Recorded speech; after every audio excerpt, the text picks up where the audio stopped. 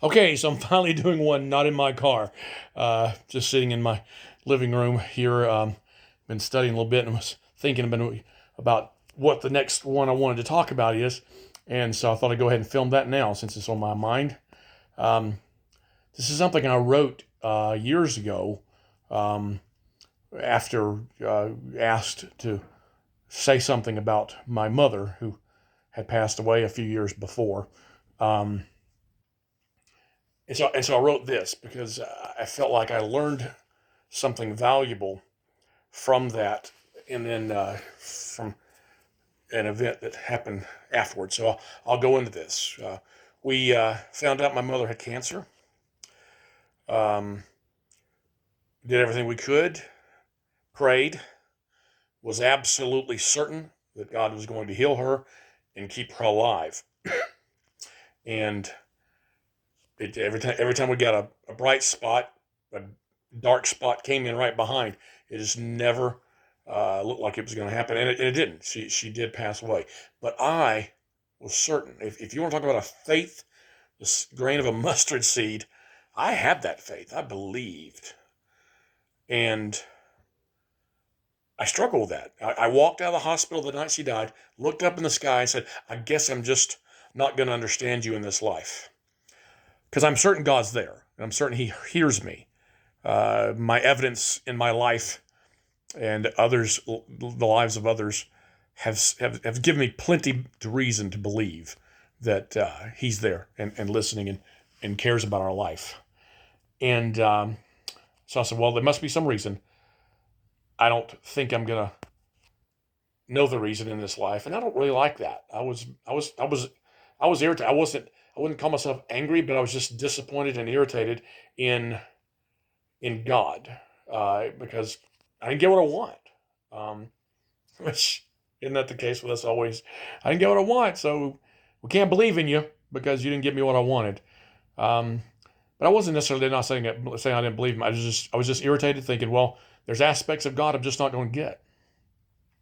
Well, with my mother passed away, I felt the burden to leave, not immediately, but sometime later, I felt the burden to go into full time ministry elsewhere than where I was. My dad pastors a church, pastored, he retired now, but pastored a church in Noonan. And of course, we all attended there as a family. And with my mother passed away, she was more my anchor there than anything else. And so I had never really said to God, do you want me to go elsewhere? Do you want me to serve here? Do you have a plan for me elsewhere? And I felt God called me to look and see what other places might be looking for youth and children's ministry, which is what I was doing at the time. Found a place, prayed about it, felt like it was God leading me there, and a variety of things I learned there. But I did go ahead and leave. Um, from that, I saw all sorts of things.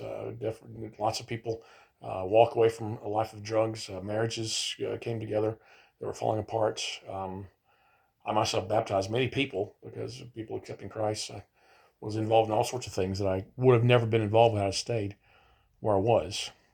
But shortly after this time, where I chose to go in full time ministry, making $200 a week, too, um, I found out that we were with child. Well, the belief was the pregnancy test had said so. We hadn't heard from a doctor yet. So I was praying, God, no, we can't do this. We don't have the money. We're not ready. Please let that test be wrong. We can't do this. So I can't. Let that thing be wrong. Please, we're just not ready. We can't do this. I've got $200 a week. I just now started. Is this your sign that I shouldn't be in full time ministry? That's not what you want me to do. All sorts of things was going through my head. And I just kept praying, God, please, please don't let her be pregnant. We're just not ready. We're not ready. Well, we go to the doctor, and the doctor says, "Oh yeah, you're you're having a kid." And so over time, of course, I the idea grew on me. Not just that I just accepted my fate, but I came to love the idea. And then when we found out it was going to be a little girl, I called my family immediately and said, "Hey, looks like I'm going to be wrapped around the little finger of a daddy's girl because we got a girl coming." Um, so I got more and more warmed up to the idea. Um, and then came the day she was born. They handed me that child for the very first time. And many of you have experienced this. You know what it feels like. But everything about me was electrified. I was alive more than I ever thought I would be. Felt emotion that I never felt strong before like this.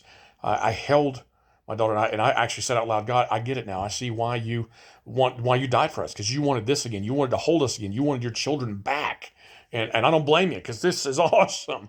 Holding my daughter was the greatest thing, and she has become such a great part of my life. Um, and so at that moment, I was praying, God, give me this child. Give me this child. So I left there. It was several weeks later. This is not an instant discovery, but several weeks later, I was thinking about the fact that I had prayed to not have a child coming, and then was now praying, thank you, God, for this child. So I had contradictory prayers. Well, see, for us to exist, there has to be a being outside of time who sees all time, who's in all time, and aware of all time. Meaning he's aware of my prayer back there. He's aware of my prayer right here. So it was as though it was like God said, hey, man, I knew when you were praying back there that you were going to change your mind here. And if he could stop and pull me out and have me look at time with him and see the guy back here saying, please don't let us have a baby. And then us discover saying, please let me have this baby. He would say, which one of those prayers do you want me to listen to? You got two different prayers. Which one do you want me to listen to? Well, obviously, I wanted the one that said, give me this child, because, once again, greatest thing ever. So sometime after, I was thinking about how that tells us something about prayer. And I had to go back to the one prayer that was still weighing on me, which was, God, don't let my mother pass away. Because she did. And I was thinking, what about this? Am I just never going to get this one? And it reminded me that because of her passing away, I was willing to go into full-time ministry. I was willing to go and work at another church and work with other people. And I had seen so many people, and it had affected so many people's lives. God, through me, of course, affecting these people's lives, changed their lives, bringing them to him. And who knows how many people they affected from there. And so I'm certain there's going to be a day when I'm going to be in heaven, and I'm going to see people who are going to say, I'm here because of you. I'm here because of what God did through you. I'm here because you were willing to let God use you and do these things. And I'm going to look and see all these people that they told two friends and so on kind of thing. And it just grew that way. And I'm going to see all these people. And I'm certain of this. But I'm going to see all these people that God changed through me. A wicked man vessel. But all the lives he changed, I'm going to be able to say, God, yeah, give me this. Now, I don't think I'll ever say, okay, God, yeah, let my mom pass away.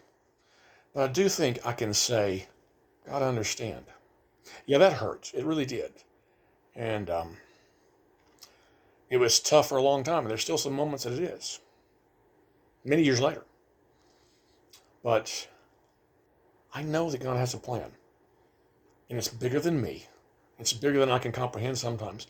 But sometimes he does show me, hey, this is going to be something that's going to matter later on. And you're going to see later. The Bible tells us in Romans 8:28 that all things work together for the good of those that love him. And I think he showed me there that I'm going to see an answer someday. I feel like that's the answer.